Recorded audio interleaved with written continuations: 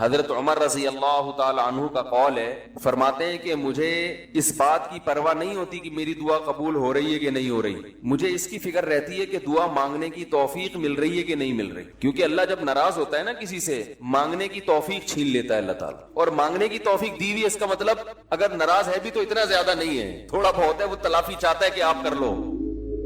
مانگنے کی توفیق ملنا اس کی علامت ہے کہ اللہ اگر ناراض بھی ہے تو بہت زیادہ نہیں روٹھا ہوا، بلکہ اس نے سوری کا آپشن دیا ہوا ہے کہ چلو مانگ کے اپنا منا لو، مجھے کسی بھی طریقے سے راضی کر لو۔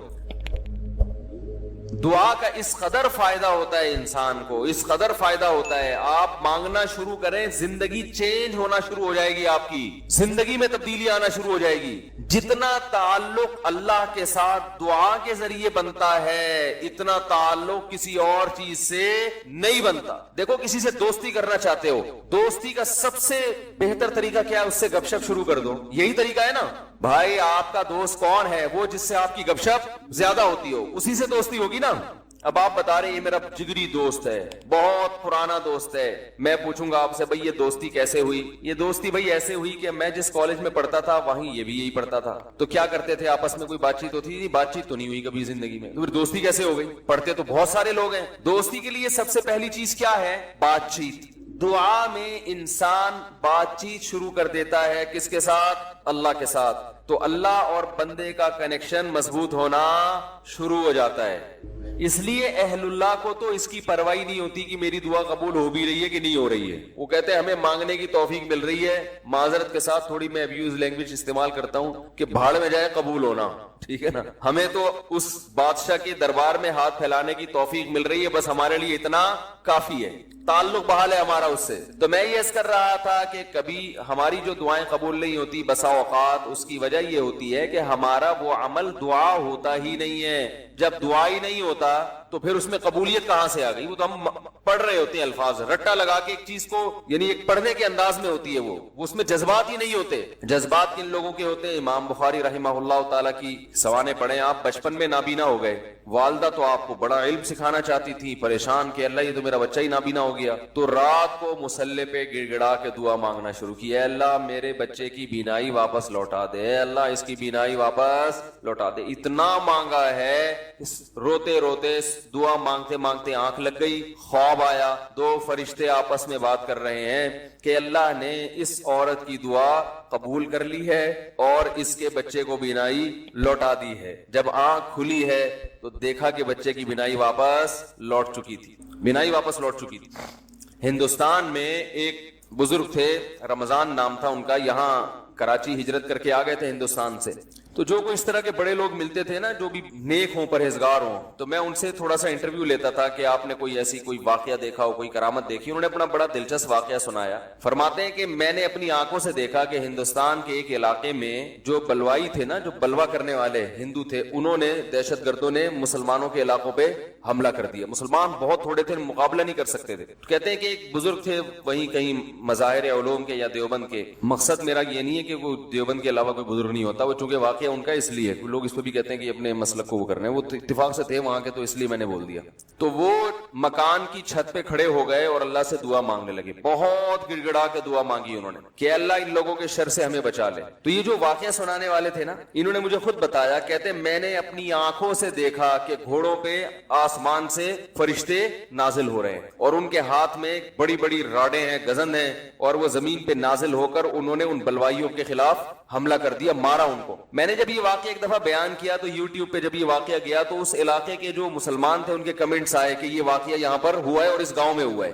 نہیں آ رہی بات سمجھ میں؟ تو یہ کیا ہے؟ دعا مانگنے والے کی جو دعا ہے نا اس میں طاقت تھی، وہ مانگ رہا تھا گڑ گڑا کے۔ آپ نے دیکھا ہوگا آج کل ہم نماز استسقا پڑھتے ہیں، بارش پھر بھی نہیں ہوتی، عموماً ایسے ہی چل رہا ہے سسٹم جو چل رہا ہے نا، نماز استسقا پڑھ رہے ہیں، بارش نہیں ہو رہی ہے، تو اللہ سے اچھی امید رکھتے ہیں کہ قبول ہوتی ہوں گی دعائیں، لیکن پہلے دعائیں نماز استسقا کی فوراً قبول ہوتی تھی اور ان کا ظاہر بھی قبول ہوتا تھا۔ یہ ہم نے بھی اپنے بڑوں سے بھی سنا، میری دادی نے اللہ ان کی مغفرت کرے خود بتایا، انہوں نے بتایا کہ ہندوستان میں جب بارشیں برسنا ختم ہو جاتی تھی تو مظاہر علوم سے، دیوبند سے علماء کی ایک جماعت نکلتی تھی، سہارنپور سے، اور عورتیں، بچے، مرد، بوڑھے سب ان کے ساتھ نکل کے میدان میں جاتے تھے، خود انہوں نے اپنا واقعہ سنایا. کہہ رہے ہم جاتے تھے میدان میں بوسیدہ کپڑے پہن کے, نماز استسقا میں یہی ہے نا کہ بوسیدہ کپڑے پہن کے جاؤ, اپنے مواشی کو بھی لے کر جاؤ اور شہر سے باہر جاؤ اور دھوپ میں اللہ سے گڑگڑا کے دعائیں مانگو. تو کہتے ہیں ہم جب جایا کرتے تھے بارش کی دعا مانگنے کے لیے تو اتنا یقین ہوتا تھا کہ بارش ہوگی کہ تمبو ساتھ لے کر جاتے تھے کہ جب بارش ہوگی نا تو وہاں دیگیں پکیں گی اور کھانا کھایا بھی جائے گا, خوشی میں کھلایا بھی جائے گا. تو وہ کھانے کا سامان گھر سے لے کر جایا کرتے تھے. اور انہوں نے بتایا کہ ہم نے خود دیکھا ہے کہ نماز استسقا کے لیے دعائیں ہو رہی ہیں اور آسمان پہ بادل آئے اور بارش برسنا شروع, اور ہم سب کیا کر رہے ہیں, تمبو لگا کے کھانا کھا رہے ہیں خوشی میں. یہ میں نے خود سنا. نمازی تھی ماشاءاللہ, پرہیزگار تھی. مولانا عبد الرحیم رائے پوری رحمۃ اللہ علیہ سے بیعت بھی تھی وہ. یہ اس لیے فضائل سنا رہا ہوں کہ بھائی امید ہے کہ انشاءاللہ جھوٹ نہیں بولا ہوگا انہوں نے. وہ جھوٹ کیوں بولیں گی بھائی, ان کو کوئی پیسے مل رہے تھے. یہاں ہمارے پڑوس میں یہی اسی مسجد میں سامنے ایک ڈاکٹر صاحب رہا کرتے تھے, آپ کو معلوم ہوگا. یہاں ایک ڈاکٹر صاحب رہتے تھے نا سامنے والے گھر میں. ان کے والد صاحب بھی بوڑھے آدمی تھے. اللہ تعالیٰ اگر زندہ ہیں تو اور عمر میں برکت دے, انتقال ہو گیا تو اللہ ان کی مغفرت کرے.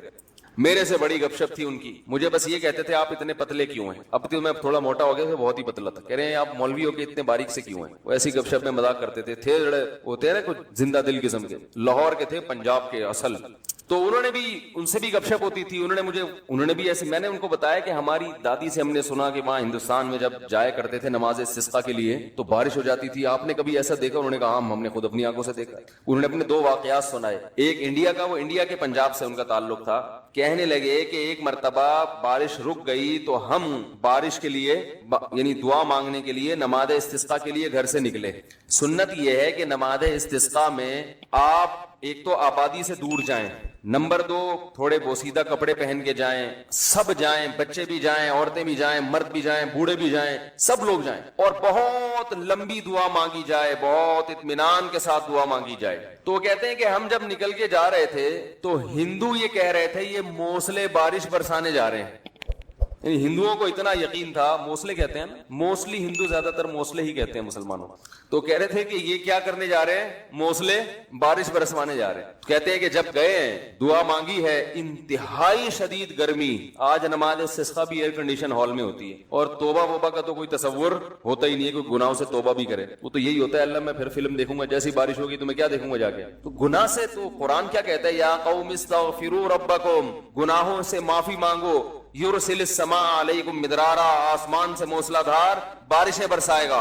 تو نماز استسقا کا جو کانسیپٹ تھا وہ یہ تھا کہ آپ اللہ سے اپنے تمام گناہوں کی معافی مانگیں. تو گناہوں کی معافی کا تو ہمارے ذہن میں ہی نہیں ہوتا, اور وہ امام پہ ڈال دیتے ہیں جو بیچارہ دعا مانگ رہے ہیں نا کہ اس کی وجہ سے قبول نہیں ہوئی. وہ تو اخلاص سے مانگ رہا ہوتا ہے. مسجد کا امام جو ہے وہ پبلک میں ایسے ایسے ماشاءاللہ بدماشوں کی کثرت ہوتی ہے. کوئی بہن کی وراثت کھا کے بیٹھا ہے, کوئی یتیم کا مال دبا کے بیٹھا ہوا ہے. چلو اب دبا لیا, مال کھا لیا, اب توبہ تو کرنا کہ اللہ میں واپس دے دوں گا. وہ نہیں ہوتا. اللہ میں قحط سے مر جاؤں, بارش نہ ہو کوئی مسئلہ نہیں ہے, میں مر جاؤں گا قحط سے, مگر میں بہن کا پلاٹ واپس بولو بھائی نہیں کروں گا. تو پھر کہاں بارش ہوگی میرے بھائی. اللہ کہہ رہے تم بدماشی چھوڑنے کے لیے تیار نہیں. تو وہ انہوں نے اپنا واقعہ سنایا کہ ہم گئے, ہم نے دعا مانگی, اور وہ جو ہمارے امام صاحب تھے انڈیا میں, کوئی جالندھر یا کوئی لدھیانہ کا واقعہ ہے, کہہ رہے وہ سردے میں گئے ہیں اور اوپر سے اتنی شدید گرمی تھی کہ وہ ہماری کمر جو ہے نا دھوپ کی وجہ سے ایسا لگ رہا تھا جل جائے گی. مگر امام صاحب جو سردے میں جا کے روئے اور پبلک کو رلایا انہوں نے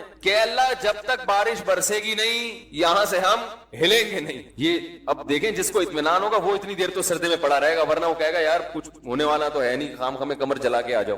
کہہ رہے وہ انہوں نے گڑ گڑائے ہیں, وہ ایسا گڑ گڑائے اور کمر ہماری جل جل کے لگ رہا تھا کہ وہ خراب ہی نہ ہو جائے. اور پھر انہوں نے مجھے خود سنایا واقعہ, کہتے ہیں ہم نے دیکھا کچھ دیر ہوئی ہے, اس کے بعد گہرے بادل آئے ہیں اور وہیں بارش برسنا شروع ہو گئی. اور کہہ رہے جب تیز بارشیں ہوئی ہیں تو ہم جب واپس آ رہے تو ہندو ہنس رہے اور کہہ رہے تھے یہ موسلے بارش برسوا کے آ رہے ہیں. ہندوؤں کو بھی یقین ہوتا تھا یہ موسلے بڑے تیز ہیں.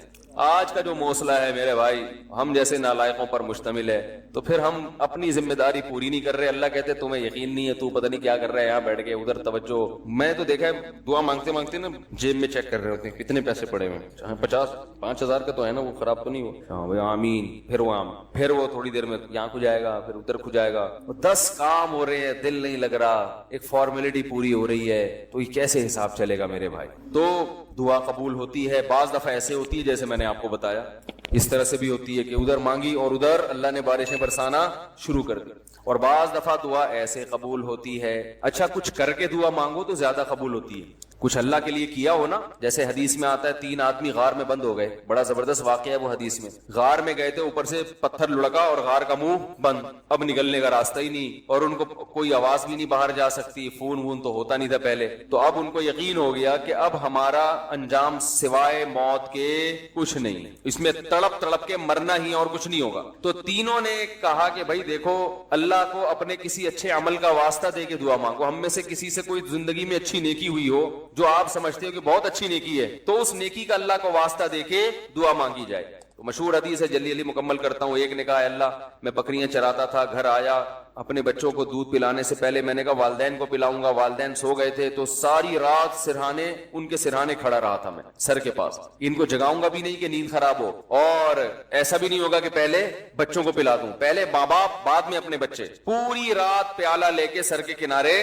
کھڑا رہا، جب صبح اٹھے پھر ان کو پلایا، اٹھا بھی نہیں رہا۔ والدین کی خدمت کتنی بڑی نیکی ہے، دیکھو اللہم ان کنت فعلت ذلک ابتغاء وجہک فاصرف عنا ما نحن فیہ فاکشف عنا ما نحن فیہ، اے اللہ اگر میں نے یہ تیرے لیے کیا تھا اور تجھے یہ میری نیکی پسند آ گئی ہے تو آج جس مصیبت میں مبتلا ہیں اللہ اس مصیبت سے ہمیں نجات دے دے۔ کیسی اللہ کی قدرت، وہ پتھر ہلائے اپنی جگہ سے۔ پتہ چلا میرے بھائی، ماں باپ کی خدمت بڑی بڑی چٹانوں کو اپنی جگہ سے ہلا دیتی ہے بغیر کسی وجہ کے، اتنا بڑا عمل ہے یہ۔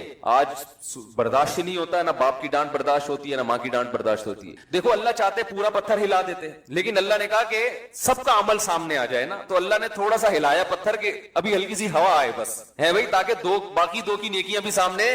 ویسے تو اللہ کو اتنا پسند آیا کہ اللہ چاہتے تو ہٹا دیتے نا پتھر۔ دوسرے نے دعا مانگی، اے اللہ میں اپنی چچا زاد بہن پہ عاشق تھا، اس سے زنا کرنا چاہتا تھا، وہ موقع نہیں دیتی تھی، بہت سخت عشق والی محبت تھی، بالآخر قحط پڑا، سب کچھ ختم ہو گیا، تو وہ میرے پاس آئی روٹی کے لیے، تو میں نے اس سے کہا ایک شرط پہ تجھے راشن دوں گا کہ تو میری حرام خواہش کو پورا کر، اور بالآخر مجھے اس پر قدرت ہوئی۔ جب میں زنا کے، وہ مجبور ہو گئی بیچاری، جب میں زنا کے بالکل قریب پہنچ گیا تو اس نے مجھے اللہ تیرے عذاب سے ڈرایا، اتق اللہ ولا تفض الخاتم الا بحقی، کہ تو یہ کام کر تو رہا ہے مگر تو اللہ سے ڈر۔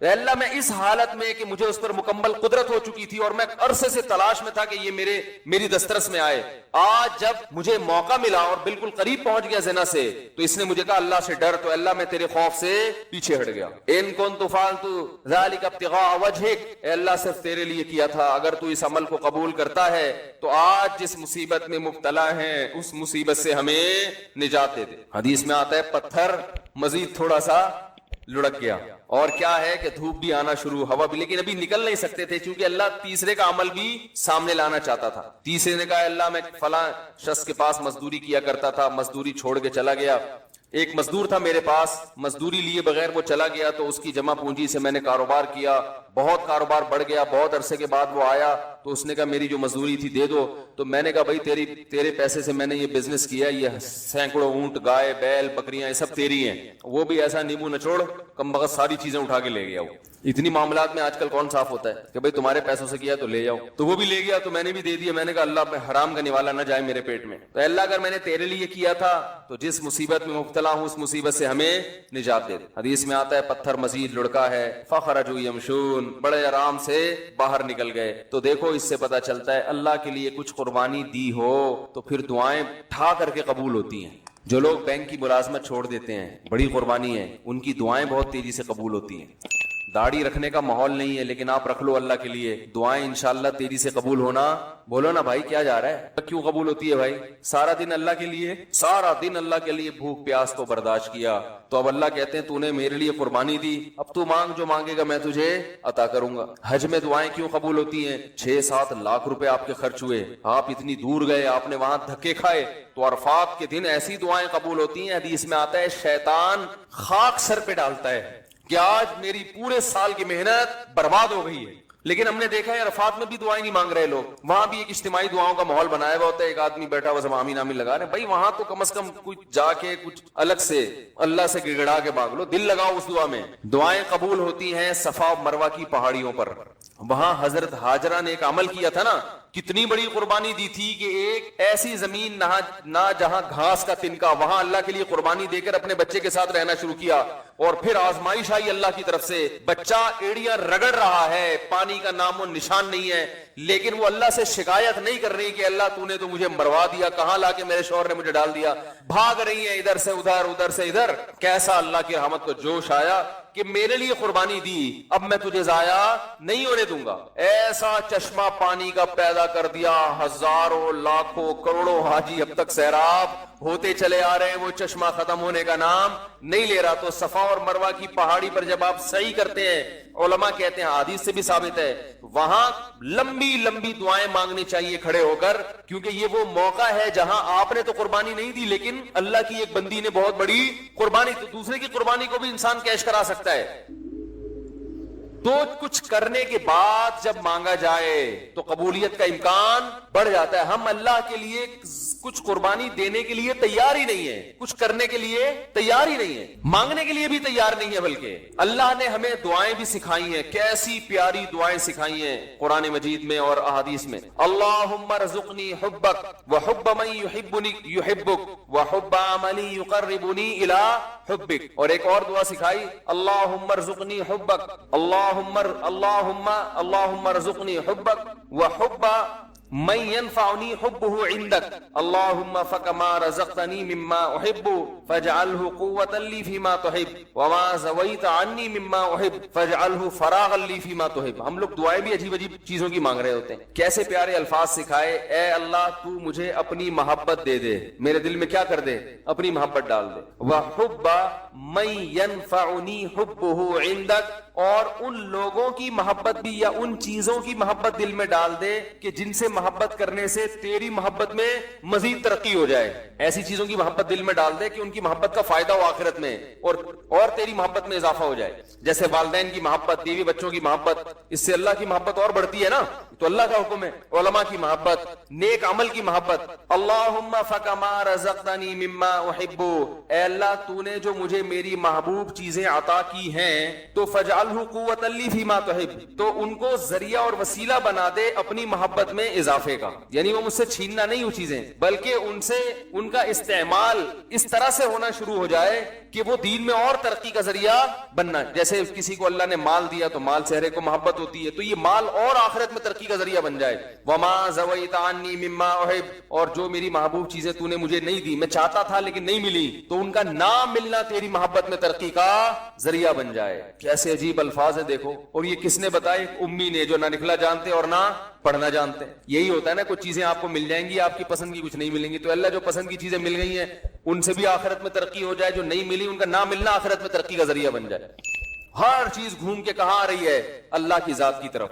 تو بھائی رمضان کی چند گھڑیاں باقی ہیں, کچھ وقت نکال کے اللہ سے گڑ گڑا کے. علماء کہتے ہیں روزانہ 24 گھنٹے میں ایک ٹائم ایسا ہونا چاہیے کہ جس میں آپ روز ایک وقت اللہ سے تفصیل سے گڑ گڑا کے دعا مانگ کے معمول بنائیں اپنا. بات سمجھ میں آ رہی ہے بھائی کہ نہیں آ رہی؟ روزانہ 24 گھنٹے میں کم از کم ایک وقت, وہ سب سے افضل وقت ہے رات کا آخری حصہ. اگر اس ٹائم نہ ہو سکے تو جو وقت آپ کو ملے, لیکن مانگنا ضرور ہے. اور یہ یقین کر لینا ہے کہ جس کے سامنے ہاتھ پھیلا رہے ہیں وہ محروم نہیں کرتا. نبی صلی اللہ علیہ وسلم نے فرمایا, ان اللہ لا یستحیی, اللہ تعالیٰ کو اس سے حیا آتی ہے, ان یردہما خائبین, کہ جب کوئی بندہ اس کے سامنے ہاتھ پھیلائے تو اللہ اس کو خائب و خاسر واپس لوٹائے. اس بات سے اللہ کو حیا آتی ہے. تو وہ قبول ہوگی, یا تو اللہ وہی چیز عطا کر دیں گے, یا اللہ تعالیٰ اس کا کوئی نعم البدل عطا کر دیتے ہیں. وہ نعم البدل عطا ہوتا ہے تو آپ کو وہ چیز نظر نہیں آ رہی ہوتی, نعم البدل کو آپ سمجھتے ہی نہیں کہ نعم البدل ہے. اور بعض دفعہ اللہ ایسا کرتے ہیں کہ جو چیز آپ مانگ رہے ہیں وہ نہیں ملتی, لیکن کوئی مصیبت آنے والی ہوتی ہے جو اللہ آپ سے ٹال دیتے. آپ کہہ رہے ہیں کہ اللہ اس مریض کو شفا دیتے, وہ ٹھیک نہیں ہو رہا, وہ دوسرا بھی مرنے والا تھا, وہ دوسرے پر بیماری حملہ کرنے والی تھی, اللہ نے اس کو حملے سے روک لیا. کتنا بڑا فائدہ ہو گیا. اور بعض دفعہ یہ ہوتا ہے کہ جو چیز آپ مانگ رہے ہیں وہ نہیں ملتی, لیکن اس مانگنے سے جو مقصد تھا وہ مقصد مل جاتا ہے. آپ کو کوئی پریشانی آئی, آپ دعا مانگ رہے ہو اللہ وہ پریشانی ٹال دے, اللہ نے وہ پریشانی تو نہیں ٹالی, لیکن اس کی وجہ سے جو آپ کا دل پریشان ہو رہا تھا وہ دل کی پریشانی کو دور کر دیا. تو مقصد حاصل ہو گیا کہ نہیں ہو گیا؟ ارے آپ مانگ رہے تھے اللہ غربت دور کر دے, تو غربت کی وجہ سے ٹینشن ہو رہی ہے نا, اللہ نے ٹینشن دور کر دی جو پیسے سے مقصد ہے. ہو غریب مگر مزہ ویسے آ رہا ہے جیسے مالداروں کو آتا ہے. بہت مشکل ہے سمجھانا, کیا کریں یار. ہو غریب مگر اندر سے دل کیا ہو گیا, مالدار ہو گیا. سکون وہ ملے گا جو اللہ نے مالداروں کو بھی عطا نہیں کیا ہوگا, ویسا سکون مل جائے گا. آپ بیماری میں دعا مانگ رہے ہو اللہ شفا دے دے, شفا تو نہیں ملی مگر اسی بیماری پر اطمینان نصیب ہو گیا. جو ایک صحت مند آدمی کو ہوتا ہے، صبر نصیب ہو گیا اور کچھ نہیں، تو آخرت کے میں اللہ کے بینک میں یہ دعا کیا ہو جاتی ہے؟ جمع ہو جاتی ہے، اور آخرت میں اس کا اجر ملے گا۔ ایک روایت میں آتا ہے جب بندہ دیکھے گا اپنے عمل کو قیامت کے دن، اے اللہ یہ اتنی ساری چیزیں میرے لیے گفٹ، یہ کیا؟ اللہ کہیں گے یہ تیری وہ دعائیں ہیں جو آخرت کے لیے ہم نے اسٹاک کر دی تھیں۔ وہ کہے گا کاش میری کوئی دعا بھی قبول نہ ہوئی ہوتی۔ تو میرے بھائی اہل اللہ اس لیے مانگتے ہیں۔ اور دیکھو ایک آخری بات کہ قبول نہ کرنا کس کا کام ہے؟ اللہ کا۔ دیکھو جب ہم کوئی بیمار ہوتا ہے تو ہم کہتے ہیں یار اس کو ہاسپٹل میں ایڈمٹ کرواؤ، جو اپنی ذمہ داری ہوتی ہے آپ وہ پوری کرتے ہیں۔ اب آپ نے جب ڈاکٹروں کے حوالے کر دیا تو ایک تسلی ہو جاتی ہے نا کہ یار ہمارا جو کام تھا ہم نے کر دیا ہے، اب ہم کیا کریں، اب تو ڈاکٹروں کے حوالے ہے، یا وہ علاج کرتے ہیں تو ٹھیک ہے، نہیں کرتے تو ابھی ان کا ہیڈیک ہے، ہم کیا کر سکتے ہیں، اب تو تسلی تو ہو جاتی ہے نا۔ تو مسلمان جب اللہ کے دفتر میں فائل جمع کرا دے، معاملے اٹکے ہوئے آپ نے اللہ کے آفس میں فائل جمع کرا دی کہ میں نے اپنا کام کر لیا، گڑ گڑا کے دعا مانگ لی ہے، تو مسلمان کو بھی ایک تسلی ہو جاتی ہے کہ بھائی اب اللہ کے حوالے ہے، وہ قبول کر لے تو بھی ٹھیک ہے، نہیں کرے تو وہ انشاءاللہ اب فیصلہ کس کے حق میں ہوگا؟ میرے حق میں، کیونکہ اللہ تعالیٰ ضائع نہیں کرتا اپنے بندے۔ تسلی ہو جاتی ہے کہ اب یہ دعا قبول ہو تو بھی ٹھیک ہے، قبول نہ ہو تو بھی ٹھیک ہے۔ تو دعا سے مسلمان کو کیا ملتا ہے؟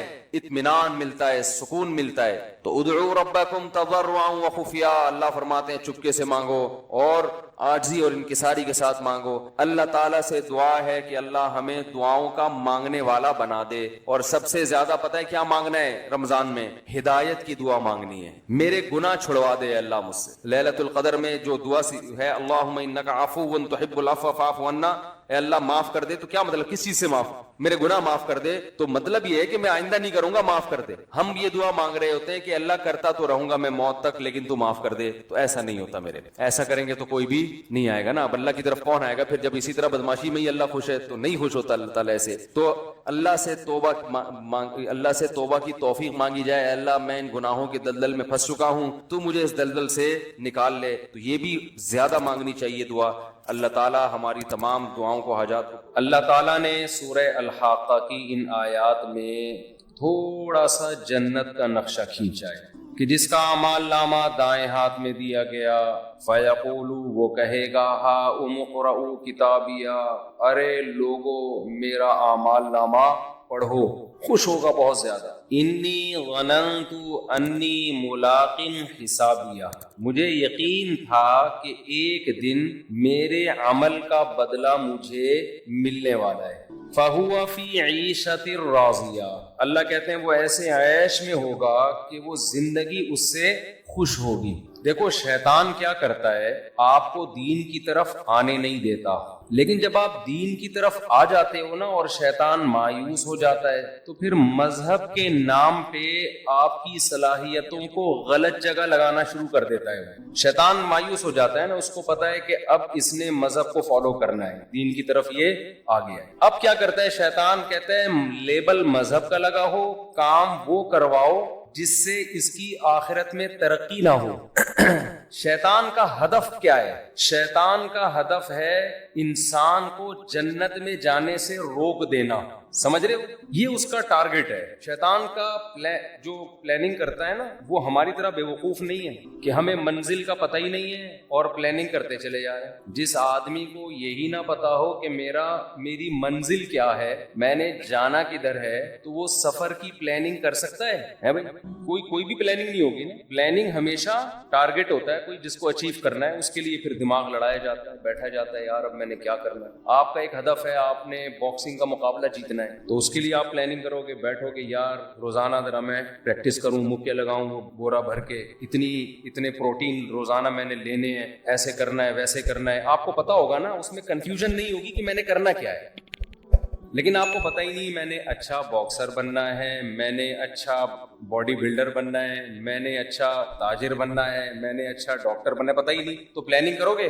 اب آپ پلاننگ کر رہے ہیں نا، کوئی پوچھ رہا ہے کس چیز کی پلاننگ ہو رہی ہے، آج کاپی پینسل لے کے بیٹھے ہوئے ہو، اپنا اسکیجول لکھ رہے ہو، تو آخر تمہارے ذہن میں کیا ہے؟ کہہ رہے ہیں ذہن میں تو کچھ بھی نہیں ہے، ویسے ہی پلاننگ کر رہا ہوں میں۔ تو کہے گا پہلے کھوپڑی کا علاج کراؤ، اس کے بعد جا کے پہلے تو آپ اپنے دماغ کو درست کرنے کی پلاننگ کرو۔ تو جس کا سامنے کوئی ہدف نہیں ہوتا وہ اگر پلاننگ کر کے بیٹھ جائے تو وہ بھی دنیا کا بہت بڑا بے وقوف، ایسا ہی ہے نا۔ اور اس سے بڑا بے وقوف وہ ہے جس کا ہدف کچھ اور ہے، پلاننگ کسی اور چیز کی کر رہا ہے۔ क्या ख्याल है? आपने बनना है डॉक्टर, अच्छा डॉक्टर बनना है, ये आपका हदफ है कि मैं पाकिस्तान का बेहतरीन सर्जन बनूंगा। प्लानिंग क्या हो रही है? सुबह उठ के दौड़ रहे हैं, मुक्के शुक्के लगा रहे हैं, जिम में वेट उठा रहे हैं, ये प्लानिंग हो रही है। अगला कहेगा यार ये अच्छा प्लानिंग में ये कर रहे हैं ना कि मैं रोजाना इतना दूध पीऊंगा और इतने वेट उठाऊंगा और उसके लिए काम करना शुरू कर दिया आपने, मैं इतना रोजाना भागूंगा। अगला कह रहा है यार तूने करना क्या है? जी मैंने डॉक्टर बनना है। तो अबे हरकतें तो तेरी डॉक्टरों वाली लग नहीं रही है। डॉक्टर बनना होता तो कोई स्टडी रूम बना रहा होता, उसमें साउंड प्रूफ कमरे का इंतजाम कर रहा होता कि शोर गुल की आवाज ना आए। मेडिकल कॉलेज में एडमिशन के लिए लोगों से पूछ रहा होता भाई कितने नंबर चाहिए। ठीक है ये भी चीज भी जिम्नन जॉगिंग वॉगिंग भी होती, सेहत भी उसका एक हिस्सा है। ज्यादा फोकस किसको करता? एजुकेशन को फोकस करता। वो है ना एक आदमी के पास एक शख्स आया बकरा ईद का बकरा बेचने के लिए। अब ये जो दलाल होते हैं ना ये अपनी चीज की ऐसी खूबियां बयान करते हैं कि ये भूल जाते हैं कि हमने इतना गुलूव कर दिया है कि कुछ और बना दिया है। तो वो कहने लगा ये जो बकरा है ना ऐसा बकरा है कि आप गोश्त की बोटी फेंको ये झपक के पकड़ेगा जाके और ऐसे झपट के हमला करता है, ऐसे यूं करता है, कलाबाजियां खाता है। उसने कहा यार बेचने तू बकरा आया है, इसके जो औसाफ बयान कर रहा है उससे ये कुत्ता लग रहा है मुझे। सिफत जो बयान कर रहा है वो कुत्तों की बयान कर रहा है और बेचने की बात किसकी कर रहा है? बकरे की। अब वो फंस गया बेचारा। तो कहता है असल में इसका कुत्तों के साथ उठना बैठना ज्यादा है, कुछ क्वालिटीज इसमें कुत्तों की भी आ गया। तो प्लानिंग आपका हदफ ये है कि डॉक्टर बनना है और प्लानिंग कर रहे हो बोरा लटका के उस पर रोजाना उसको क्या कर रहे हो? मुक्के मार रहे हो। ऐसा ही है ना? तो ये भी बहुत बड़ा बेवकूफ है। हमारी कौम के साथ तो बड़ा मसला यही है कि उसको पता ही नहीं हमने करना क्या है फ्यूचर में, लेकिन प्लानिंग सारे कर रहे होंगे। सुबह से देखो ऐसे सारे अफलातून बने हुए होंगे ना बैठ के, आज ये करना है, आज वो करना है। क्यों करना है भाई तूने ये आज? क्या हदफ क्या है? हदफ का किसी को पता ही नहीं है। कुछ न रस्ते का पता हमको न मंजिल की खबर, जा रहे हैं जिस तरफ हमको लिए जाता है दिल। हमारे शेख हजरत मुफ्ती रशीद अहमद साहिब रहमहुल्लाह ताला ये शेर अल्लाह की मोहब्बत में पढ़ा करते थे। क्या हो गया?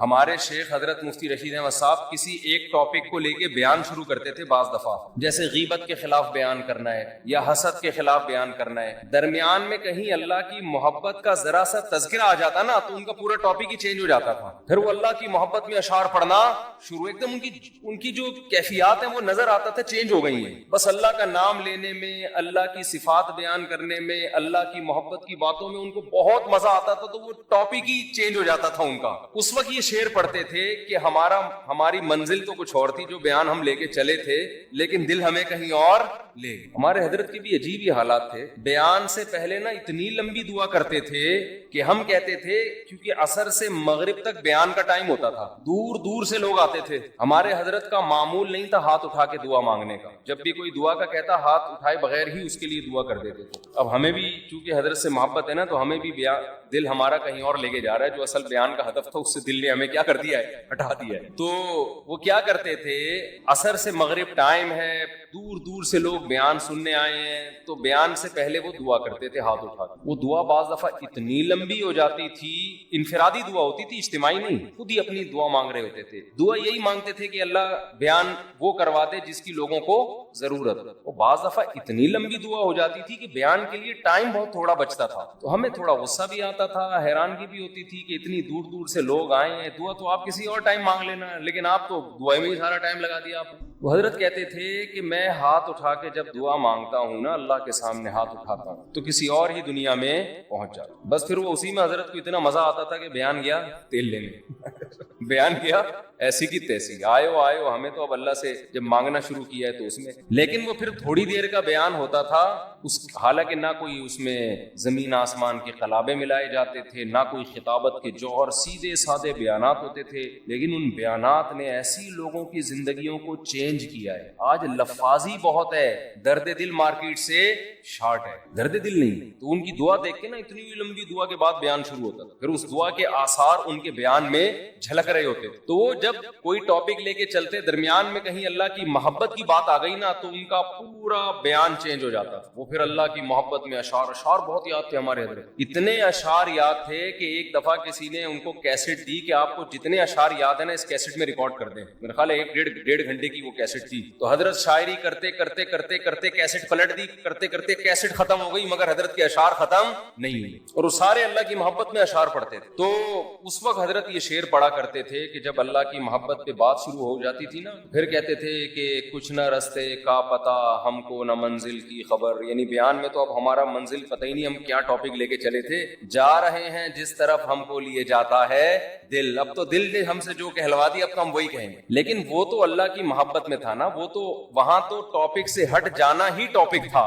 حضرت مفتی تقی عثمانی صاحب دامت برکاتہم کا شعر ہے نا کہ یہاں تو عین منزل ہے، وہ کیا ہے یار، تھکن سے چور ہو جانا۔ اللہ کی محبت کی جو راستہ ہے نا، اللہ کی محبت میں آپ جو راستہ طے کرتے ہو اللہ کو پار کرنے کے لیے، اللہ کو پانے کے لیے، اللہ کو حاصل کرنے کے لیے آپ جو راستہ طے کرتے ہو نا، اس طے کرنے میں تھک جانا یہی منزل ہے عاشق کے لیے۔ دیکھو آپ جب کسی ہدف پہ چلتے ہو، راستے میں تھک گئے آپ، تو منزل تک پہنچنا مشکل ہو گیا نا، تو وہ آپ کا سفر کیا ہو گیا، ضائع۔ لیکن حضرت مفتی تقی عثمانی صاحب رحمہ اللہ نے بڑا پیارا شعر کہا کہ اللہ کی راہ میں اللہ کو پانے کے لیے تھک جانا ہی منزل ہے۔ اللہ یہی چاہتے ہیں کہ تھک جاؤ بس، تم اس تھکاوٹ سے ہی میں ملوں گا۔ کیا کریں، وہ ذوق ہی نہیں ہے۔ ابھی میں کرکٹ کی باتیں شروع کر دوں، ابھی میں عمران خان پہ وہ سیاسی تبصرے شروع کر دوں، شادیوں کی باتیں شروع کر دوں، بہت مزہ آئے گا ایک دم۔ اچھا، جس کی زیادہ شادیاں ہوتی ہیں نا اس کو اللہ کی محبت کی باتیں بہت جلدی سمجھ میں آتی ہیں، کیونکہ دکھی دل ہوتا ہے نا، ٹوٹا ہوا دل، اجڑا ہوا، وہ کہتے ہیں مجھ سے اللہ کی محبت ہی کی باتیں کیا کرو، عورتوں کی باتیں مجھ سے، یہ کنواروں کے شوق ہیں کہ اللہ کی محبت کے بجائے خواتین کی باتیں کرو، شادیوں کی باتیں، لیکن جب ہو جاتی ہے نا دو تین تو پھر آدمی کہتا ہے یار اللہ کی محبت کی باتوں میں اللہ نے بڑا مزہ رکھا ہے۔ یہ بھی ایک فائدہ ہے۔ مجھے تو شاعری کا زیادہ ذوق نہیں ہے تو مجھے پورے شعر یاد نہیں رہے۔ ایک اور شعر پڑھتے تھے، بس ایک بجلی سی پہلے کوندی پھر آگے کی کچھ خبر نہیں ہے، مگر جو پہلو کو دیکھتا ہوں تو دل نہیں ہے جگر نہیں۔ یعنی اللہ کی محبت میں ہم دل بھی گواہ بیٹھے اور جگر بھی، پہلو کو دیکھ رہے ہیں تو نہ دل نظر آ رہا ہے ہمیں، نہ جگر نظر آ رہا ہے۔ تو محبت کے اصول تو کچھ اور ہوتے ہیں نا، اس میں تھوڑی انسان پابند ہوتا ہے۔ آپ نے اپنی محبوبہ کو ٹائم دیا 10 منٹ کا ملاقات کا، تو ایسا تھوڑی ہوگا آپ اینڈ ٹائم پہ پہنچے، ٹھیک اسٹاپ واچ لگا کے 10 منٹ کی میٹنگ ہوئی، اچھا جی میٹنگ برخاست، ہمارا آپس کی میٹنگ 10 منٹ کی طے ہوئی تھی، چلتے ہیں، آپ اپنا خیال رکھیے گا، مجھے بھی میرا بھی رکشا کھڑا ہوا انتظار کر۔ ایسے ہوتا ہے وہاں تو ٹائم ویسٹنگ ہی کیا ہے، مطلوب ہے وقت کا ضائع کرنا ہی عاشق کے لیے کہ بھائی ٹائم ویسٹ کرو، ہم آئے اس لیے ہیں۔ ہاں کوئی بزنس کی میٹنگ ہو رہی ہے یا کوئی اور کوئی کسی کو، اس میں آدمی ٹائم دیکھتا ہے، بھائی 10 منٹ 15 منٹ ہو گئے بس اب جاؤ یار، اپنا دماغ کیوں کھا رہے ہو ہمارا۔ وہ بار بار میں واقعہ سناتا ہوں نا حضرت موسیٰ علیہ السلام والا، موسیٰ علیہ السلام کی جب اللہ سے کلام ہوا، اس واقعے سے میں ایک سبق دلاؤں گا۔ بہت سے لوگ کہتے ہیں ہم جب ذکر کرتے ہیں تو ذکر میں مزہ نہیں آتا، حدیث میں آتا ہے نا 100 دفعہ صبح لا الہ الا اللہ وحدہ لا شریک لہ لہ الملک ولہ الحمد یحیی و یمیت وہو حی لا یموت۔ کیسا مزیدار کلمہ ہے، کیسا مزیدار کلمہ۔ چائے بڑی خاندانی چیز ہے یار، آپ کو ایک بات، جب آدمی 24 گھنٹے چائے نہ پیے نا پھر چائے پی کے بیان کرے تو عجیب ہی لطف آتا ہے اس میں۔ میں نے کافی دیر بعد اب چائے پی ہے نا اور کڑک دودھ پتی، میری کھوپڑی ایک دم ایکٹیو ہو گئی آج، تو سوچو سٹے میں کیا ہوگا، ہم خام ہمیں چرسیوں کو برا بلا کہتے ہیں، ہیروئنچیوں کو برا بلا کہتے ہیں۔ تو میں نے اکثر دیکھا جب میرا دماغ تھکا ہوا ہوتا ہے بیان نہیں ہوتا، دماغ فریش ہوتا ہے تو اس کے اثرات بیان میں بھی آ رہے ہوتے ہیں، دماغ چلتا ہے۔ میں ابھی نا کڑک سی دودھ پتی نہیں پینی چاہیے، عادت خراب کر دی نا ہم نے۔ تو کیا کہہ رہا تھا یار میں، حضرت موسیٰ علیہ السلام کے واقعے سے میں ایک سبق دلاؤں گا۔ بہت سے لوگوں کو اشکال ہوتا ہے کہ یہ جو ذکر اللہ ہے نا، معاذ اللہ یہ ٹائم ویسٹنگ ہے، نہ ہم کوئی ترقی کر رہے ہیں اس میں، نہ ہم انسانیت کی خدمت کر رہے ہیں۔ اب آپ جتنا دیر ذکر میں لگاتے ہو، یہ لا الہ الا اللہ کی تسبیح کتنی مزیدار ہے، لا الہ الا اللہ وحدہ لا شریک لہ لہ الملک ولہ الحمد۔ بعض روایات میں یحیی و یمیت بھی ہے، بعض میں اس کے بغیر بھی ہے، یحیی و یمیت وہو حی لا یموت وہو علی کل شیء قدیر۔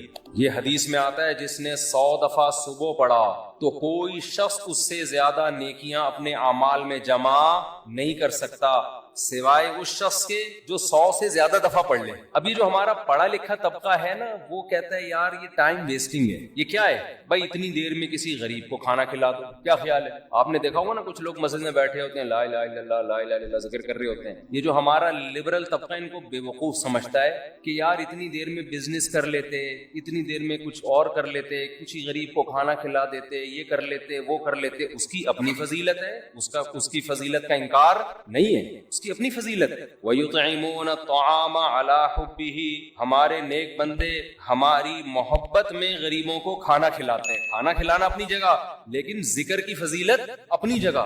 ذکر کی اتنی فضیلت ہے کہ رسول اللہ صلی اللہ علیہ وسلم نے ایک حدیث میں فرمایا کہ صحابہ نے پوچھا یا رسول اللہ سب سے افضل عمل کون سا ہے؟ آپ صلی اللہ علیہ وسلم نے فرمایا اللہ کا ذکر کرنا، یہ جو تسبیحات ہیں۔ صحابہ نے عرض کیا یا رسول اللہ کیا جہاد سے بھی افضل ہے؟ یعنی ہم تو فرسٹ ٹائم سن رہے ہیں، ورنہ ہمیشہ ہم نے سنا سب سے افضل عمل کون سا ہے؟ جہاد ہے۔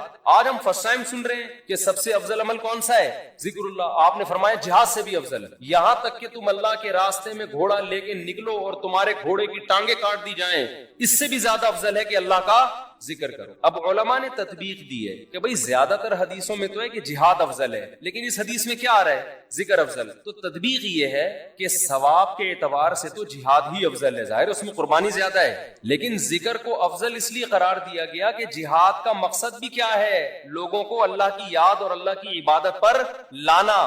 تو مقصد کے اعتبار سے کیا چیز افضل ہے؟ ذکر، کیونکہ جہاد مقصود نہیں ہے، ذریعہ مقصود ہے، جہاد مقصود نہیں، کیونکہ فقہا لکھتے ہیں کہ جہاد میں کوئی بھی کام ایسا نہیں ہوتا جو اللہ کی پسند کا ہو، کیونکہ خون خرابہ ہے، اور خون خرابہ قرآن کیا کہتا ہے؟ اللہ کو پسند نہیں ہے۔ چاہے کافر کا خون بہے، چاہے مسلمانوں کا بہے، اللہ خون خرابے کو پسند نہیں کرتے، لیکن اس لیے خون خرابہ پسند کیا جا رہا ہے کہ اگر یہ نہیں ہوگا تو تمہارا خون خرابہ ہو جائے گا، پھر صحیح ہے نا، کفر غالب آ جائے گا اور فساد، زنا پھیلا دے گا دنیا میں، برائی پھیلا دے گا۔ اس کی مثال ایسے آپ کی باڈی میں کوئی کانٹ چھانٹ کرے اچھا کام ہے، لیکن جب پھوڑا نکل آتا ہے تو وہ پھیل نہ جائے، کینسر نہ بن جائے، تو بالآخر اس کو آپریٹ کر کے نکالنا پڑتا ہے۔ گردہ نکال دیتے ہیں ڈاکٹر، اب کسی کا گردہ نکال دینا، اس کی کمر کا آپریشن کر کے، یہ کوئی بذات خود اچھا کام ہے؟ برا کام ہے، لیکن بھائی وہ مجبوراً اس لیے کرنا پڑ رہا ہے کہ یہ گردے میں کینسر کی رسولی بن گئی ہے، یہ نہیں کاٹا تو دوسرا بھی خراب ہو جائے گا۔ تو جہاد کا تمام فقہا بیان کرتے ہیں بذات خود یہ فساد ہے، زمین میں ایک فساد ہے، لیکن اس کو پسند اس لیے کیا گیا ہے کہ یہ نہیں ہوگا تو اس سے بڑا فساد ہوگا، ورنہ اللہ زمین میں فساد کو پسند نہیں کرتے، خون خرابے کو پسند نہیں کرتے، چاہے وہ کافر ہی کا خون خرابہ ہو۔ یہی تو وجہ ہے کہ جب اللہ نے فرشتوں کو بتایا کہ میں ایک مخلوق پیدا کرنا چاہ رہا ہوں آدم، تو فرشتوں نے کیا کہا؟ یسفک الدماء، یہ زمین میں خون بہائے گا۔ فرشتے جانتے تھے کہ خون بہانا اللہ کو پسند نہیں ہے، ورنہ فرشتے یہ اعتراض تھوڑی کرتے، بلکہ فرشتے یہ بتاتے کہ اللہ یہ جہاد کرے گا، خون بہائے گا۔ دو اور ایسے آدم ہونے چاہیے، کیا خیال ہے؟ فرشتوں نے کہا وَيَسْفِكُ الدِّمَاء، یہ بم بنائے گا، ایک دوسرے کو مارے گا، میزائل بنا کے مارے گا، ابھی نندن کو چائے پلا کے واپس بھیجے گا، یہ بڑی تباہیاں پھیلائے گا دنیا میں۔ تو اللہ میاں نے اس کا فرشتوں کا جواب نہیں دیا کہ اچھا ہے نا خون بہائے گا تو صحیح ہے نا، نہ یہ نہیں کہا۔ اللہ نے کہا اعلم ما لا تعلمون، ٹھیک ہے تم نے اس کی ایک بیڈ کوالٹی بیان کی ہے کہ خون بہائے گا، لیکن اس کی کچھ اچھی گڈ کوالٹیز بھی ہیں، وہ تم نہیں جانتے۔ تو اس سے صاف پتہ چلتا ہے اللہ زمین میں خون خرابے کو پسند نہیں کرتے، مجبوری ہے۔ تو اس لیے نبی نے ذکر کو افضل قرار دیا کہ جہاد سے مقصد کیا ہے؟ اللہ کا نظام اور اللہ کی محبت لوگوں کے دلوں میں آئے، لوگ اللہ کو یاد کریں۔ تو مقصد کے اعتبار سے ذکر کی فضیلت ہے جہاد پر، ثواب کے اعتبار سے کس کی فضیلت ہے؟ جہاد کی فضیلت ہے۔ ظاہر ہے وہ ذکر کرنے والے کا کیا جا رہا ہے، لیکن جہاد میں تو آپ کے خون بہتا ہے، آپ کا بہت بڑی قربانی دینی پڑتی ہے۔ تو اب میں عرض کر رہا تھا کہ ہمارا جو لبرل طبقہ ہے نا، جو خوش قسم کے لوگ ہوتے ہیں، جو بڑے آج کل براڈ مائنڈڈ بنے پھرتے ہیں، اسلام کے فلسفیانہ انداز سے آپ ان سے بڑی لمبی چوڑی تقریریں کروا لیں، لیکن اللہ کا ذکر نہیں کرتے، اور نہ کرنا تو چلو اتنا بڑا جرم نہیں ہے، جو ذکر کر رہا اس کو کیا سمجھتے ہیں؟ بے وقوف، کیا بھائی یہ فلاں بزرگ سے بیعت ہے اور ان کی وہاں بیٹھا ہوتا ہے مسجد میں، صبح صبح انہوں نے بولا یہ اللہ اللہ کیا کرو تو بیٹھ کے اللہ اللہ کر رہا ہو، یہ کسی حدیث میں پڑھ لیا یہ ذکر کرنا۔ اچھا، اپنے کاموں کو بنانے کے لیے وظیفے پڑھنے والے مارکیٹ میں بہت، آپ کہیں دیکھے ہو نا اللہ اللہ کر رہا ہے تو سمجھ لو اس کی شادی نہیں ہو رہی، کسی نے اس کو شادی کا وظیفہ بتایا ہوا ہے۔ ایسے نیک مارکیٹ میں شارٹ ہیں جو اللہ اللہ کر رہے ہیں صرف اللہ کو یاد کرنے کے، ایسے نیک مارکیٹ میں کیا ہیں؟ شارٹ چلے۔ تو ایسے نیک لوگوں کو لوگ بے وقوف بھی سمجھتے ہیں کہ ٹائم ویسٹنگ، یہ کر لیتے یہ کر لیتے یہ کر لیتے۔ ہم نے اپنے اکابر کو دیکھا ہے جنہوں نے بڑے بڑے کام کیے، لیکن آپ ان کے ذکر کی ڈیٹیل میں جائیں تو ایسا لگتا ہے یار یہ تو اتنا ٹائم یہ ذکر اللہ میں گزارتے تھے، ان کے پاس باقی کاموں کے لیے ٹائم کب بچتا تھا، لیکن باقی کام بھی انہوں نے بہت کیے۔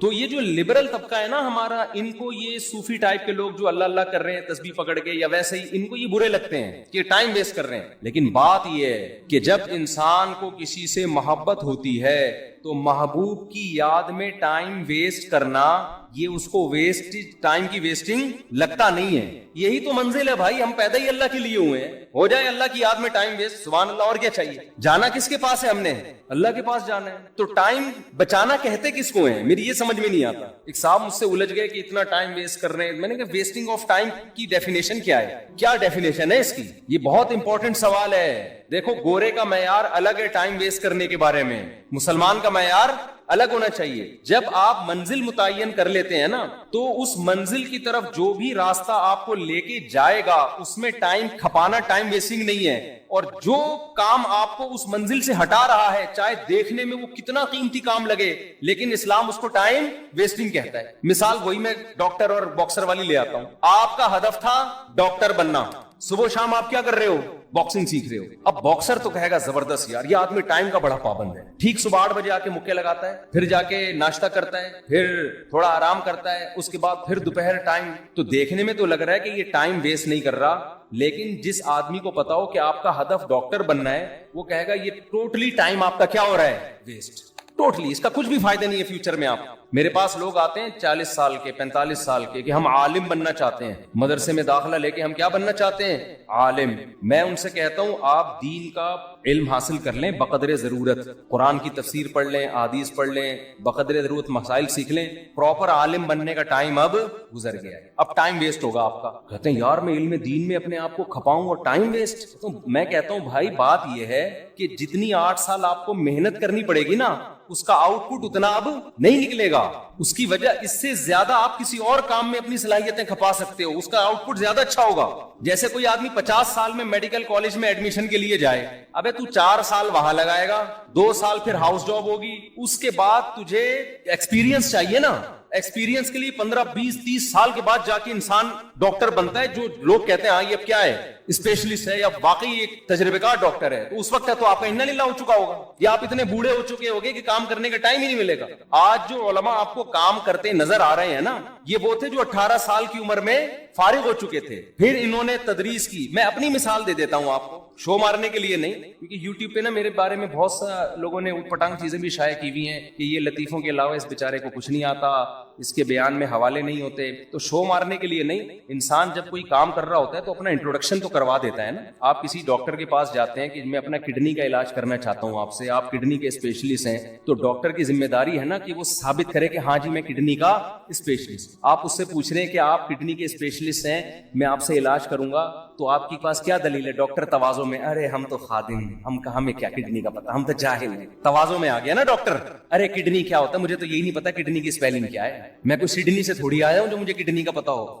تو ایسے موقع پہ اپنی جو کوالیفیکیشن ہے یا جو بھی آپ کے اندر ایبلٹی ہے اس کو شو کرنا یہ کوئی تواضع کے خلاف نہیں ہے. ہاں اس میں میں نہیں کہتا کہ میں عالم ہوں, لیکن میں عام لوگوں سے کہتا ہوں کہ بھائی ٹوٹا پھوٹا آپ سے زیادہ اللہ نے علم دے دیا, باقی بڑے بڑے علماء کے مقابلے میں تو ہم. ایک صاحب نے مجھے کہا نا کہ آپ اگر عالم ہیں, آپ کو قرآن و حدیث اگر آتا ہے, تو امام ابو حنیفہ کی تقلید کیوں کرتے ہو آپ؟ آپ کو تو خود آتا ہے قرآن و سنت, اور اگر آپ کو نہیں آتا تو آپ جاہل ہو, پھر بیان کیوں کر رہے ہو لوگوں میں؟ سمجھ میں نہیں آئی بات. کہا کہ ہم آپ کے مقابلے میں جاہل نہیں ہیں, آپ کے مقابلے میں عالم ہیں, ابو حنیفہ کے مقابلے میں جاہل ہیں. صحیح ہے نا, قرآن حدیث ہمیں آتا ہے, اتنا نہیں جتنا امام ابو حنیفہ کو آتا تھا, لیکن اس سے زیادہ آتا ہے جتنا آپ کو آتا ہے. انصاف سے میں نے کہا. تو ایک ٹائم ہوتا ہے نا انسان کا. تو میں جلدی جلدی بتا دیتا ہوں, میں نے 8 سال دارالفتاء والارشاد میں درس نظامی کیا ہے. اس میں ہم یہ جو کہتے ہیں نا فقہ پڑھتے رہتے ہیں, یہ غلط ہے. حدیث فقہ ساتھ ساتھ چلتی ہے. سب سے پہلے ہمارے مدارس میں یہ وہ اصل موضوع سے ہم ہٹ رہے ہیں, جلدی سے مختصر بیان کر دوں گا میں, تاکہ موضوع اتنا دلچسپ موضوع چل رہا تھا وہ بیچ میں گڑبڑ نہ ہو. تو ہمارے ہاں دینی مدارس میں سب سے پہلے جو چیز پڑھائی جاتی ہے وہ عربی گرامر ہے, کیونکہ ہمارے جتنے علوم ہیں وہ عربی میں ہیں, وہ اردو میں نہیں ہے. آج بہت سارے یوٹیوب پہ مشہور اسکالرز ایسے ہیں, ان کو عربی عبارت پڑھنا نہیں آتی, عربی حدیثوں کے ترجمے کم بخت غلط کر رہے ہوتے ہیں, اور اپنے آپ کو بہت بڑے محقق بتا رہے ہوتے ہیں کہ ہم کیا ہیں, قرآن و حدیث کے بہت بڑے محقق ہیں. کم بختوں کو عربی نہیں پڑھنی آتی, اور لوگ ان کو کہہ رہے ہوتے ہیں یہ ہیں اسکالرز. آپ ایک ڈاکٹر جس کو میڈیکل سائنس کی انگلش کتابیں پڑھنی نہ آتی, وہ ڈاکٹر بن سکتا ہے؟ मेडिकल साइंस का इल्म इंग्लिश में, उर्दू में थोड़ी, इंग्लिश में है ना। उस कमबख्त को इंग्लिश ही नहीं आती, वो कैसे डॉक्टर बनेगा? देखो, इंग्लिश बोलना अलग चीज है, स्पीकिंग पावर तो जब तक गोरों में नहीं रहोगे नहीं आएगी, बोलोगे नहीं। बहुत से उलमा को अरबी बोल नहीं सकते हैं वो, इसलिए कि वो अरबों के माहौल में नहीं रहे, लेकिन अरब की गाड़ी गाड़ी किताबें कुरान और सुन्नत की वो पढ़ सकते हैं, उनको समझ में आती है। जैसे डॉक्टर मेडिकल साइंस की किताब A to Z पढ़ लेगा, बोल नहीं पाएगा वो। बोलना तो एक अलग फन है किसी भी चीज का। तो हमारे दीनी मदरसों में सबसे पहले अरबी ग्रामर ऐसे खानदानी तरीके से पढ़ाई जाती है ना, बिल्कुल बाल की खाल उतारी जाती है। अरबी ग्रामर के जो दो हिस्से हैं ना, सर्फ और नहव, एक सर्फ है जिसमें कलिमात को, और एक है जिसको सेंटेंस बनाना, वो उसके बाद उसकी प्रैक्टिस करवाई जाती है। फिर खाली थ्योरी नहीं पढ़ाई जाती, उस अरबी ग्रामर की प्रैक्टिस करवाई जाती है मुख्तलिफ किताबों में। अब कोई तालिब इल्म खुद ना पढ़े तो एक अलग बात है, लेकिन सिस्टम बहुत अच्छा है। तो अरबी ग्रामर सबसे पहले, उसके बाद पहले साल के बाद हमारा 7 साल तक टोटल निसाब अरबी में होता है, उर्दू में कुछ भी नहीं होता, टोटल निसाब अरबी में होता है, सारी किताबें अरबी में होती हैं, पढ़ाते भी उसी में। उसमें फिर हमारी एक चलता है फिक़ा, मसाइल।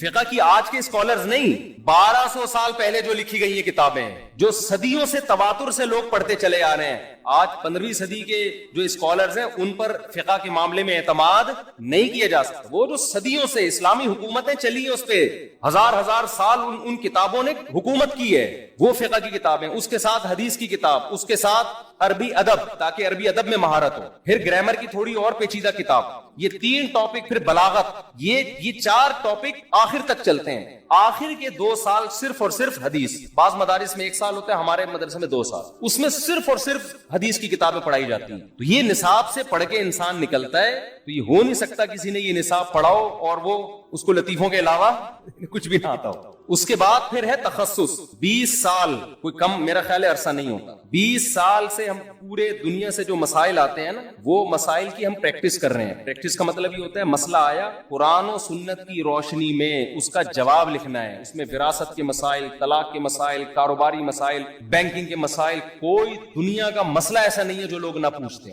वो मसाइल 20 साल तक उसकी प्रैक्टिस। अब अवाम में जब हम बयान करते हैं ना, तो लोगों की मेंटल लेवल पे आके बयान करते हैं, उसमें अफलातूनी और बुखरातियां नहीं झाड़ते। इससे लोग समझते हैं कि यार ये लोग बिल्कुल फारिग हैं, फला स्कॉलर तो ऐसे बुखारी पेश कर रहा होता है। भाई, हम अवाम के सामने वो बात करेंगे ना जिसका पब्लिक को फायदा हो, वो बात की जाएगी ना जिसका अवाम के फायदे की क्या चीजें हैं। अवाम के फायदे की चीजें तो बहुत आसान है, जो कुरान ने हाईलाइट की हैं। तालऊ अत्लु मा रब्बुकुम अलैकुम, आओ हम अत्लु मा हर्रम रब्बुकुम अलैकुम, आओ हम बताते हैं तुम्हारा रब किन चीजों से नाराज होता है और किन चीजों से खुश होता है। उसमें तो अल्लाह ने कोई विरासत के पेचीदा मसाइल नहीं बताए, ये तो उलमा के लिए हैं। सादा सादा बातें कुरान ने की हैं जो नेचर को अपील करती हैं। वो बातें क्या हैं? अल्लाह तुश्रिकू बिही शैआ, अल्लाह के साथ किसी को शरीक मत करो, वबिल वालिदैनि ihसाना, वालिदैन के साथ अच्छा सलूक करो, और यतीम का माल मत खाओ, विरासत को वक्त पे तकसीम करो, और क्या है, मुआहिदों की पाबंदी करो, झूठ मत बोलो। ये सारी जो बेसिक अखलाकियात हैं, इनको कुरान फोकस करता है। तो जो आलिम सही माना में आलिम होगा ना, वो अपनी इल्मियत नहीं झाड़ेगा लोगों के सामने, वो लोगों के सामने वो बात करेगा जो लोगों की जरूरत की है। मैं जब जामिअतुर रशीद में था तो मेरे जिम्मे तलबा को दरसे कुरान सिखाना भी था। मैंने बार बार तलबा को एक बात कहता था, देखो वाइज या आलिम, उसके सबसे बड़ा फसाद वहां शुरू होता है कि जब उसके पास कोई नॉलेज होती है ना, बड़ी जबरदस्त नॉलेज, वो नॉलेज अवाम में शेयर करना शुरू कर देता है, हालांकि अवाम को उस नॉलेज की जरूरत नहीं होती। यहां से फसाद शुरू होते हैं सारे। फिर कवारियत भी यहीं से फैलती है। देखो, एक डॉक्टर को किडनी के बारे में बहुत गहरी मालूमात है, बहुत मालूमात, अब अवाम में अपनी मालूमात शेयर कर रहा है। वो अक्लमंद डॉक्टर होगा कभी भी शेयर नहीं करेगा। अक्लमंद डॉक्टर होगा गुर्दे के बारे में बेसिक मालूमात आपको बता देगा, भाई पानी टाइम पे पी लिया करो, यही कहेगा ना, भाई शुगर कंट्रोल में रखो, ब्लड प्रेशर चेक कर लिया करो। जो अवाम के फायदे की 2-4 चीजें होंगी, वो अवाम को बता के लेक्चर क्या करेगा, खत्म। बेवकूफ डॉक्टर क्या करेगा, किडनी की डायग्राम बनाएगा और किडनी में पूरा जो उस कमबख्त ने 10 साल लगा के किडनी को पढ़ा है ना, वो आपको समझाना शुरू कर देगा। लोग कहेंगे यार खानदानी डॉक्टर है। अबे तुझे क्या फायदा हुआ इस खानदानी डॉक्टर का? ना तुझे वो तफसील याद रहेगी, तेरे फायदे की चीज तो सिर्फ इसमें इतनी है, डॉक्टर इतना 2-4 की तरह बता देता, कमबख्तो गुर्दों का बेड़ा गर्क हो रहा है ब्लड प्रेशर की वजह से, शुगर की वजह से, पानी की कमी की वजह से, सुट्टे मारने की वजह से। कमबख्तो इसका ख्याल किया करो, यही रिसर्च है। अब अक्लमंद लोग उस डॉक्टर को चूमेंगे, हाथ चूमेंगे, हमारे फायदे की चीज बता दी। बेवकूफ कहेंगे इस कमबख्त को आता कुछ भी नहीं। समझते हो कि नहीं समझते? यही हशर उलमा के साथ हो रहा है। कोई अफलातूनी बनु उमैया की रिपोर्टें पेश करे ना आपके सामने, سامنے آ کے بنو امیہ نے یہ کیا, پھر بنو عباس نے یہ کیا, پھر یہ وہ بخاری کی حدیث فلاں, اور وہ نمبر پلیٹیں لگ رہی ہیں سنیں آج کل گاڑیوں کی, اور وہ ہوگا, اور پھر ایسی جس کا عوام کو کخ بھی فائدہ نہیں ہے سوائے نفرتیں پھیلانے کے. لوگ کہیں گے یہ ہے کیا خاندانی ریسرچر, یہ ہے بہترین ریسرچ کرنے والا. اس ریسرچ کا پبلک کو 5 روپے کا بھی فائدہ نہیں ہے, اور علماء کے پاس اس ریسرچ کے جواب بھی ہوتے ہیں, لیکن علماء کو پتا ہے اگر جواب دیا پھر جواب, پھر یہاں سے جواب, پھر وہاں سے جواب, وہی ہوگا جو اگلا چاہ رہا ہے. عوام ایک غیر ضروری بحث میں کیا ہوگی, الجھ جائے. تو جس نے الحم سے لے کے والناس تک قرآن پڑھا ہے نا, قرآن کو سمجھتا ہے, کہتے قرآن نے جن چیزوں کو زیادہ فوکس کیا ہے انہی چیزوں کو ہائی لائٹ کرو.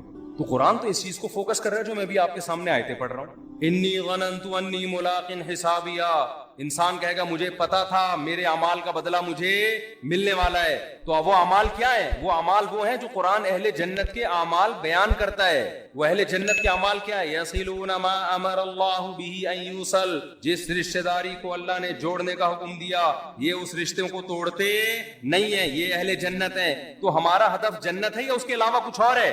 تو میں جو بیان لے کے چلا تھا نا کہ دین پر آنے کے بعد اول تو شیطان آنے نہیں دیتا, جب انسان دین پر آ گیا تو اصل ہدف سے کیا کر دیتا ہے, ہمارا اصل ہدف ہے جنت. تو ہم نے جنت میں جانے کے لیے وہ صفات پیدا کرنی ہے جو اللہ نے اہل جنت کی بتائی ہیں. ان اہل جنت کی صفات میں کہیں بھی نہیں ہے کہ ان کو بنو امیہ کے بارے میں پوری رپورٹیں معلوم ہے, ان کو بنو عباس اور ایک ایک رپورٹ ان کو معلوم ہے, نمبر پلیٹیں لگا رہے ہیں بنو امیہ کے بارے میں, یہ کہیں بھی نہیں ہے. ٹھیک ہے کبھی کبھار یہ ٹاپک بھی صحیح ہے ایک معلوماتی پروگرام کے طور پر, لیکن پوری قوم کو ایک چیز پہ دھکیل دینا, بھائی قوم کے یہ مسائل نہیں ہیں, قوم کے مسائل کچھ اور ہیں جو قرآن ہائی لائٹ کر رہا ہے. آپ بعض لوگوں کی تقریریں سنیں, صبح و شام وہ اہل بیت کے فضائل بیان کرتے ہیں. بہت اچھی بات ہے, اہل بیت سے محبت ہمارے ایمان کا جزو ہے, بالکل ہمارے ایمان کا جزو ہے. لیکن قرآن جو نازل ہوا یا پیغمبر صلی اللہ علیہ وسلم جو دنیا میں آئے, ان کا ہدف اہل بیت کی محبت لوگوں کے دلوں میں ڈالنا نہیں ہے. یہ بھی ایک حصہ ہے, ہمارے ایمان کا حصہ ہے, ہم مانتے ہیں.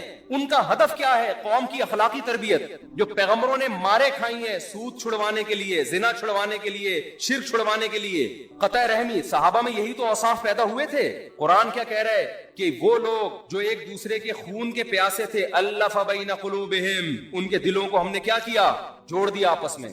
تو اس لیے میں آپ سے بار بار کہہ رہا ہوں, جب دین کی طرف آؤ نا تو اپنا ہدف متعین کرو, ہمارا ٹارگٹ ہے کیا, ورنہ شیطان آپ کو دائیں بائیں غیر ضروری بحثوں میں لے جائے. پنجاب کے ایک بہت بڑے عالم تھے, یہ تقریباً 15-16 سال پرانی بات ہے. بڑی اللہ نے استعداد دی, صلاحیت دی, یونیورسٹی کالج چھوڑ کر انہوں نے علم دین حاصل کیا, بڑا زبردست خاندانی عالم بنے. وہاں لوگوں نے بتایا, میں بڑی توقع تھی کہ یار یہ تو ایک تہلکہ مچا دے گا. وہ کیا ہوا, ان کا کسی سے یزید پہ مناظرہ ہو گیا کہ یزید جنتی ہے کہ جہنمی ہے. اس مناظرے کو ایسا انا کا مسئلہ بنایا نا کہ اب مجھے وہاں لوگوں نے بتایا کہ اب محترم کی پوری, وہ یزید کو جنتی کہتے تھے, میجورٹی جہنمی کہتی ہے, انہوں نے اب پوری صلاحیتیں کھپا دی یزید کو جنتی ثابت کرنے میں, اور اس کے بہترین مناظر بن گئے.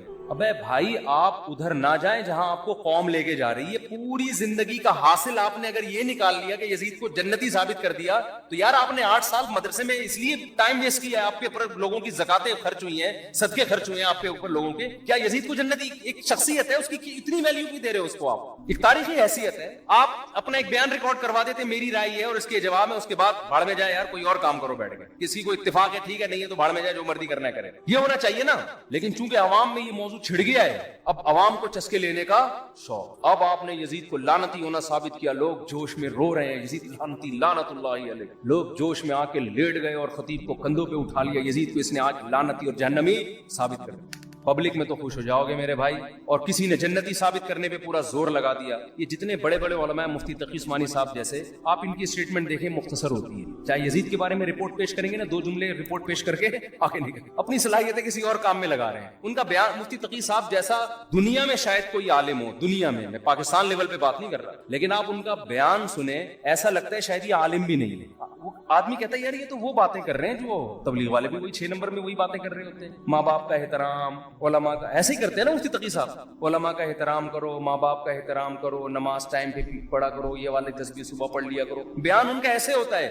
آدمی کہتا ہے یار ہم نے تو سنا تھا یہ ملیشیا ان کو بلاتا ہے اپنی میٹنگ میں, سعودی عرب میں حرمین کے علماء ان کے درس میں بیٹھتے ہیں, 6 نمبر سننے کے لیے بیٹھتے ہیں. وہ بھائی جب ان کی علمی مجلسیں ہوتی ہیں نا علماء کے ساتھ, پھر یہ والا اسٹائل نہیں ہوتا. پھر وہ عربی میں حوالے نہیں, دھڑا دھڑ عربی میں حدیثیں پڑھ پڑھ کے سنا رہے ہوتے ہیں. آج ان پر بھی لوگ الزام لگا رہے ہیں ان کو حدیثیں نہیں آتی. اگر مفتی تقی صاحب کو بھی حدیث نہیں آتی نا میرے بھائی, پھر شاید دنیا میں کسی کو بھی نہیں آتی. ان کی حدیث کی تکملۃ فتح الملہم ان کی صحیح مسلم کی عربی شرح ہے. اٹھا کے دیکھو دماغ کی چولے ہل جائیں گی آپ کی. صحیح مسلم کی عربی میں انہوں نے شرح لکھی ہے تکملۃ فتح الملہم, تکملۃ فتح الملہم. فتح الملہم تھی علامہ شبیر احمد عثمانی کی, ان کے انتقال ہو گیا تو پھر انہوں نے مکمل کی اس کو. تو وہ عربی میں صحیح مسلم کی بہترین شرح ہے. تو جس آدمی کو شرح عربی میں سمجھ میں نہیں آتی وہ الزام لگا رہا ہے کہ مفتی تقی صاحب کو حدیث, یہ ہمارے ملک کا حال ہو گیا ہے یار. کیسے کیسے جاہل ہیں. تو مفتی تقی عثمانی صاحب جو عوام کے سامنے زیادہ علم اتنی جھاڑتے نا, اس لیے کہ وہ صحیح عالم ہے. ان کو پتا ہے کہ عوام کے ٹاپک یہ نہیں ہے کہ میں یہاں بیٹھ کے پیچیدہ جب ان کی آپ علمی مجالس میں جاؤ گے, علمی محفلوں میں, ہم تو گئے ہیں نا مجلس تحقیقات جب ہوتی ہیں, پھر اس میں انسان کا پتا چلتا ہے وہ علماء کے سامنے علماء کے مینٹل لیول پہ آ کے بات کرتے ہیں, عوام کے سامنے عوام کے لیول پہ آ کے بات کرتے ہیں. تو ہم بھی جو لطیفے سنا رہے ہیں نا, اس کا مطلب یہ نہیں کہ ہم یہ قرآن و سنت کا پتہ ہی نہیں. میں یہ نہیں کہہ رہا ہوں کوئی بہت بڑے عالم ہے, اتنے خالی بھی نہیں اتنے پبلک سمجھ رہی ہے, بس یہ بتانا مقصد. لطیفوں سے لوگ سمجھتے ہیں سالے بیچارے کو کچھ آتا ہی نہیں ہے. میں سالہ کہنے والا بار بار سالے کے پتہ نہیں کیوں آتا ہے. تو بھائی ہم عوام میں بات کرتے ہیں عوام کے مینٹل لیول پہ آ کے, تو اس میں چٹکلے ہی چلتے ہیں, لطیفے بھی چلتے ہیں. تو ذہنی تفریح کے لیے پھر آدمی کا اپنا مزاج بھی ہوتا ہے نا. تو خیر کہاں سے کہاں بات چلی گئی. میں وہ ذکر کی بات کر رہا تھا کہ یہاں تو عین منزل ہے تھکن سے چور ہو جانا. حضرت مفتی تقی صاحب کے شعر کی وضاحت کر رہا تھا میں کہ اللہ کی راہ میں, اللہ کی محبت میں ٹائم ویسٹ کرنا ہی کیا ہے, اور تھک جانا ہی منزل ہے. اللہ یہی تو چاہتا ہے مجھے پانے کے لیے تھک جاؤ, تو بس تھک جاؤ تو آخرت میں مل جاؤں گا. دنیا میں تو نہیں ملتا میں کسی کو, تو آخرت میں مل جاؤں گا میں تمہیں. تو اس میں بتا رہا تھا کہ ذکر کو آج ہمارے پڑھے لکھے طبقے نے, کوئی بچہ اگر صبح بیٹھ کے 100 دفعہ تسبیح پڑھ رہا ہو, ابا پیچھے سے آ کے تھپڑ لگایا, کمبخت ٹائم ویسٹ کر رہا ہے, تجھے انڈے لینے کے لیے بھیجا تھا میں نے, تو کچھ پڑھ لے. ہاں یہ ہے کہ سارا دن ذکر ہی کرتا رہے, باقی کام نہ کرے, وہ تو پھر رہبانیت ہے, اس سے حدیث نے منع کیا. باقی کام بھی کرنے, لیکن اپنے اوقات میں اللہ کو یاد کرنے کے لیے بھی ٹائم